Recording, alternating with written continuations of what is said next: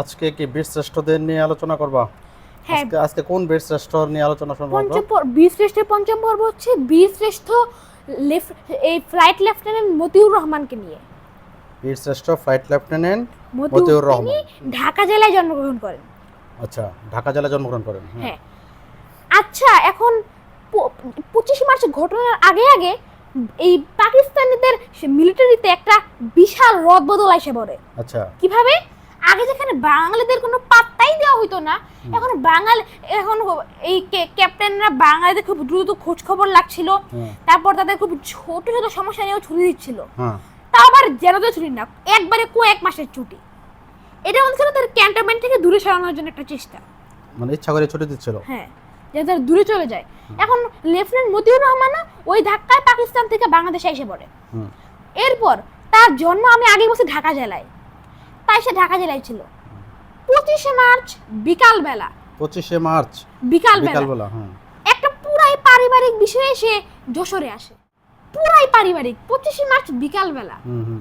তার ভাগ্যটা কত ভালো এই বিষয়ে। আচ্ছা, মানে সে ওখানে যাওয়ার পর 26 মার্চ দেখে সব লোক ঢাকা থেকে তার গ্রামের বাড়ির দিকে আসতেছে। সে বলে, কি হয়েছে?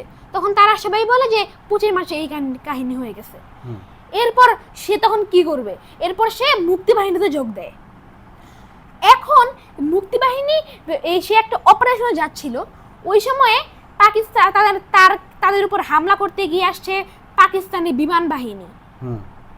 আচ্ছা, তার আগে বলি, মতিউর রহমান কিন্তু ছিল পাক মিলিটারির সবচাইতে সফল একজন এই পাইলট সাইফুল আজমের সাথে ছাত্র ছিল। এখন তার উপর দিয়ে একটা মিলে, এখন সে তখন খেয়াল করে যেই বিমানটা তার উপর দিয়ে যাচ্ছে ওই বিমানের ট্রেনিং সে নিজে দিত। মানে তারই কোনো ছাত্র এখন ককপিটে বসে আছে, তার উপর দিয়ে বোমা ফেলতেছে। এটা কি লেভেলের একটা মেন্টালি প্রেসার। তখন সে বুঝতে পারে যে বাংলাকে স্বাধীন করতে হইলে অবশ্যই বাংলাদেশি বিমান বাহিনীর দরকার আছে। এখন সে ওই অপারেশনকে ফিরে আসার পর তখন সে একটা দুঃসাহসিক চিন্তা করে। সে তখন প্ল্যান করে পাকিস্তানি বিমান ছিনতাই করার। এখন সে তখন এই পুরো পরিবার নিয়ে করাচিতে আসে। তখন পাকিস্তানি বাহিনী বেশ সন্দেহ করতেছিল, কিন্তু যেহেতু পুরো পরিবার নিয়ে আসছে তারা সন্দেহ কিছুটা কম ছিল। এরপর সে তার প্ল্যান ছিল সে পাকিস্তানিদের বলবে যে আমি বাংলাদেশিদের উপর বোমা ফেলার জন্য যাচ্ছি, পরে তারা মুক্তিবাহিনীতে যোগ দিয়ে দিবে। কিন্তু তাকে কি করা হয় জানো? তাকে বিমানের ককপিটের ধারে কাছেও যেতে দেওয়া হইতো না। আচ্ছা, যেন বিমান কন্ট্রোল করতে না পারে। ওই সময় সে একটা দুঃসাহসিক চিন্তা করে।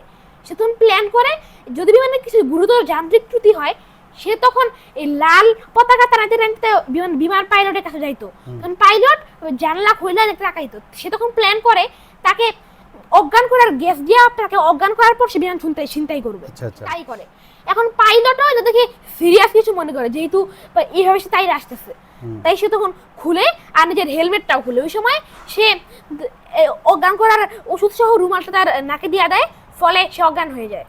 দুইটা তথ্য আছে, হ্যাঁ, দুইটা সোর্স আছে। একটা সোর্সে বলা হয়েছে এই টাইমে তখন সে যখন উড়ে আসতেছিল তখন যতক্ষণ এই পাইলটের তো একসময় তো অজ্ঞান হয়ে শেষ হয়ে যাবে, ধস্তাধস্তি আর প্লাস পাইলট সব মিলায়া বিমান ক্র্যাশ করে পাহাড়ে। আর আরেকটা সোর্স থেকে বলা হয়েছে তারা আসার সময় পাকিস্তানি দুইটা বিমান উড়ে এসে ধ্বংস করে দেয়। দুইটা সোর্সে কিন্তু তার লাস্টে মৃত্যু হয়েছিল। এখানে খুব একটা রেয়ার জিনিস কি জানো?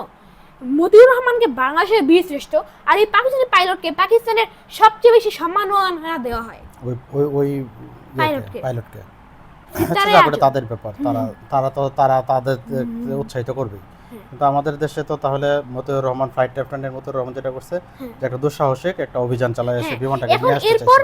চিন্তাই বলতে আর কি চাইছিল যে পাকিস্তানের বিমানটা বাংলাদেশে নিয়ে এসে এখানে হয়তো যুদ্ধে ব্যবহার করবে, এই ধরনের চিন্তা ভাবনা ছিল, তাই না? এখন মুক্তিবাহিনী যখন দেখে যে একজন এত দুঃসাহসিক কাজ করছে, তখন তারা আরো উজ্জীবিত হয়। এরপর তার প্ল্যান ছিল ভারতের এটা ল্যান্ড করার পরে ভারত থেকে বাংলাদেশে আসবে। ভারতের খুব কাছাকাছি যায় এটা ক্র্যাশ করছে। আচ্ছা, তাহলে আজকে কি জানলাম? ফ্লাইট লেফটেন্যান্ট মতিউর রহমানের দুঃসাহসিক বিমান ছিনতাইয়ের চেষ্টা এবং ব্যর্থ হওয়া আর কি। যাই হোক, উনি তো দেশের জন্য অনেক চেষ্টা করছে, সেজন্যই ওনাকে কি করছে বীর শ্রেষ্ঠ লেফটেন্যান্ট মতিউর রহমান, না এই জন্য ওনাকে বাংলাদেশ সরকার পরবর্তীতে বীর শ্রেষ্ঠ খেতাবে ভূষিত করছে সম্মাননা বিমান দিয়েছে। বাহিনীর মধ্যে তো একজনই ছিল নাকি একজনই বীরশ্রেষ্ঠ। বিমান বাহিনীর মধ্যে একজনই বীরশ্রেষ্ঠ পদকে ভূষিত হয়েছে ওকে ঠিক আছে ধন্যবাদ তোমাকে আচ্ছা